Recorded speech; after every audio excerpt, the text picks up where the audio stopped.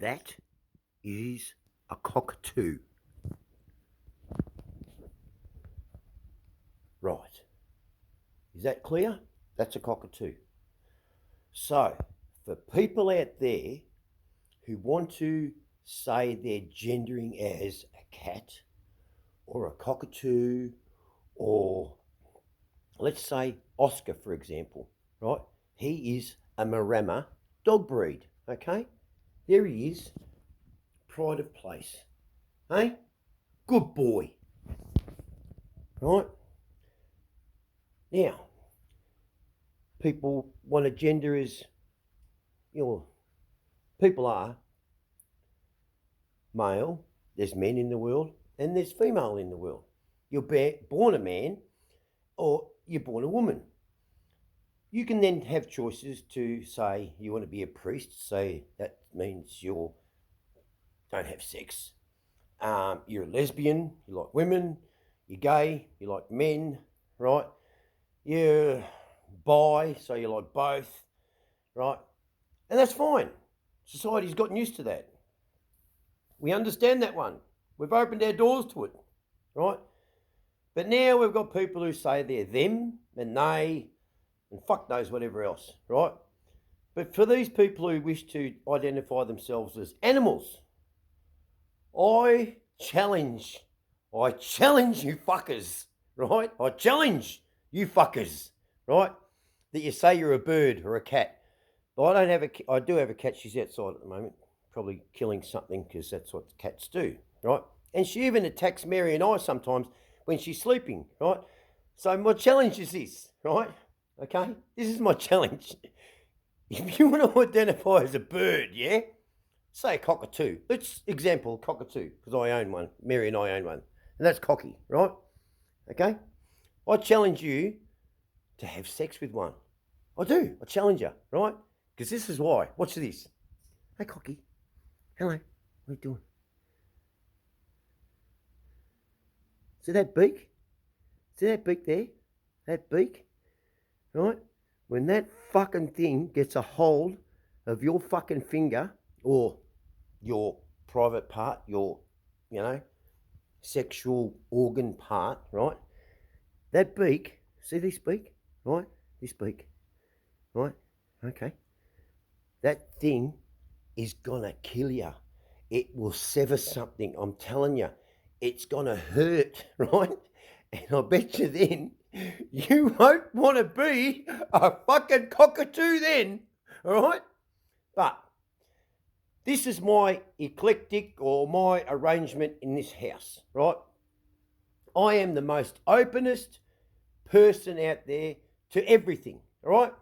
I have my Desmo Sedici shrine with my snake skin, a baseball, my Smurf collection, there's my scorpion, that was my daughter's Delby, it's a Dalmatian, right? I have also Elvis Presley. I have my different things down here, my Christmas hat. Then I have my monkey bike, right? My monkey mask, my Desmo Sedici in the house. Turtle, he loves a pat. Look at him, loves a pat. Loves a pat. Oh, hello, Turtle. Hello, Turtle. Loves a pat. With his fishy mates. And every now and again, he eats one. My snake, Snakey, in there. There's Cisco up there. Right, skeleton. There's me werewolf. I call it the African werewolf, right? See? Right, that was me Uncle John's. My mum bought him that. I have my little clean action of ornaments. My bodybuilding trophy. Good old Knock Knock. I got him a chain.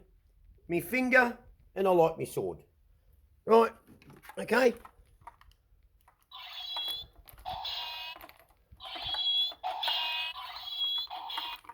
Right. And, then over here, there's me banana, Batman. How I know Batman, I just put a dick on him. There's me teddy bear that me mum bought me.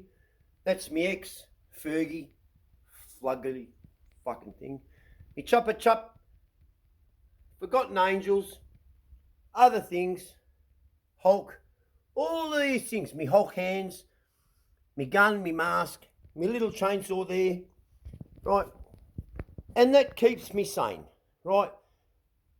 Because you got to have these things in your life to just keep you grounded, keep that little boy inside or girl inside inspired and keep it alive. It wants to be what it is. Why do you want to make it an animal when you're not? Turtle's a turtle. Look, right? Sometimes he thinks he can't swim and he wants to drown, but he's a turtle. I've got to remind him that, right? I've got me Hulk. But this is the best thing I've heard in a long time. I know I've said it, and I say this: how can you move forward if you don't recognise history? Listen to this. I'll turn it up. Right, ready? I'm an immigrant from Eastern Europe, and I've been here for 10 years and a little bit. And if anybody would have told me 10 years ago that I would come a day where I would live in America and American citizens would be in favor of communism, I would have laughed in their face. So obviously I have my own opinion about why this is happening, but what is your take? Why do you think US citizens, man, are in favor of communism in America? It feels that it's getting more and more. What country are you from? Romania. Romania. So Ceausescu, you know all about. So I'm curious, what would your message be to young socialists that don't know what communism is? If you don't learn from history, nothing will save you. And can it get any clearer? Right? Can it get any clearer? I mean, I don't know about all of you, and that I can only speak for myself and what my grandfather and just what I was brought up on, and my grandma and my Uncle John and all, people, and listening to other fellow people who went through wars and, things like that. But the was last week, and when in England, 400,000 people, right, did a Free Palestine march, right? I just, the Jews, the Holocaust was it's just to say it was a big deal. That's not right. It was horrendous. It was something that the world should never, as human beings, we should never allow to happen again or never come close, right? And really, I thought that, and imagine being a Jew, just thinking, oh, right, that we were persecuted, the world recognises that, and we've been taken in, we've been accepted, whatever else, and to live for the years after that in that feeling that you're accepted and everything. Mind you, when I'm saying this, I'm not standing on either side advocating, but I'm just saying, imagine, just take a thought for the Jews who thought that was all behind them, that they were accepted by society and religions and whatever else like that, to then turn on their TVs around the world and see these protesters for Free Palestine. Just you'd feel like you were lied to. I mean, it's not even lied to. You just feel like you were persecuted again. Like, I just don't know where the world's going anymore. I mean, Andrew tried his best with his son, so did his wife. They offered him everything. I've met Andrew, I know Andrew. Good man, good upbringing. Same with his wife. He's got two other kids, 2 daughters.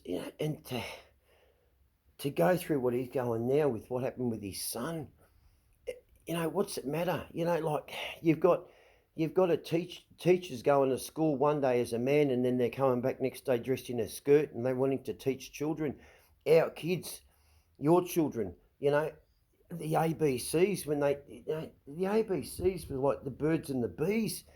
Now it's, geez, I don't know, mate. All right. You want a bit of an insight into a little bit more of an insight into my life? I'm going to share something, right? Okay, right. Okay, you ready for this? Okay, get ready. Get ready. Get ready. Ready.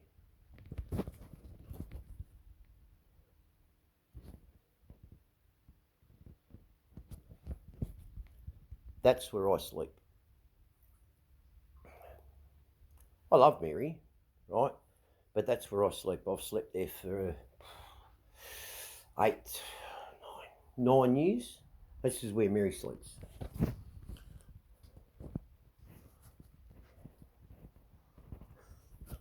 They're little booties up there so Oscar doesn't get them. And they're toys. They're my toys. You know? And the reason is because with my PTSD and whatever, I don't sleep the best at night. I have never lashed out in my sleep with Mary at all. I like sleeping, getting flashbacks, whatever it may be. But it got to a point then when with my depression and everything else, not depression, just my PTSD, and it brings me down a bit. She noticed that I was waking up, or not waking up, I was talking in my sleep, and then the talking turned to, it was more like I was back in something like an incident, and it would be violent, I mean, I'm no stand-up politician, so the actions of my life have always been hands-on, so I'm not going to, be reciting a speech from Martin Luther King, it'd be more like I'm reenacting a fight that I was in, or something situation like that. And I noticed that one night when I was, a long time ago, Mary was, a bit worried. And then I broke my shoulder and I was in plaster and stuff, and it was more comfortable for me to be on the couch. But, because she was knocking it, and then I had a broken, I was wearing plaster or something. Yeah, I had plaster. And I rolled over in one night and I hit her on the head. And, Mary's only petite, right? And I'm quite in comparison, to her, quite a lot bigger, stronger.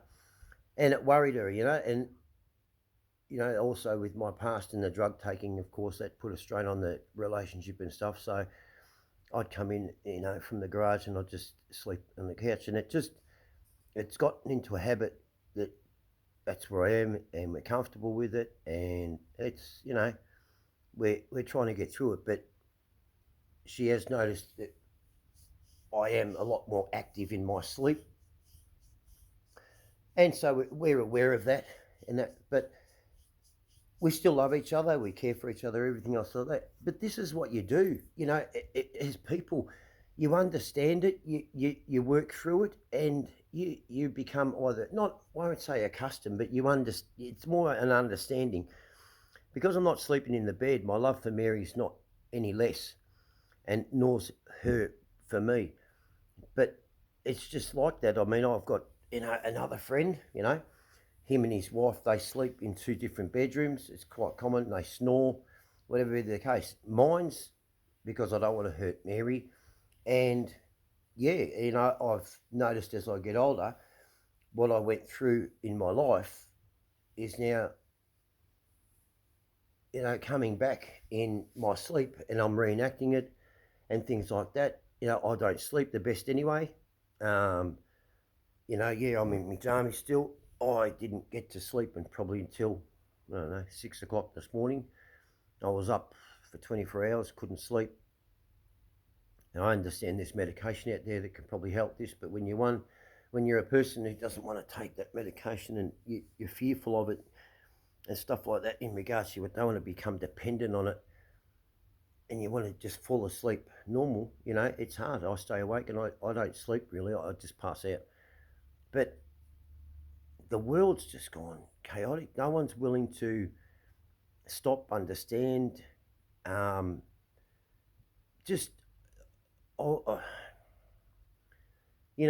looking for cures in life really are, most of them are a waste of time.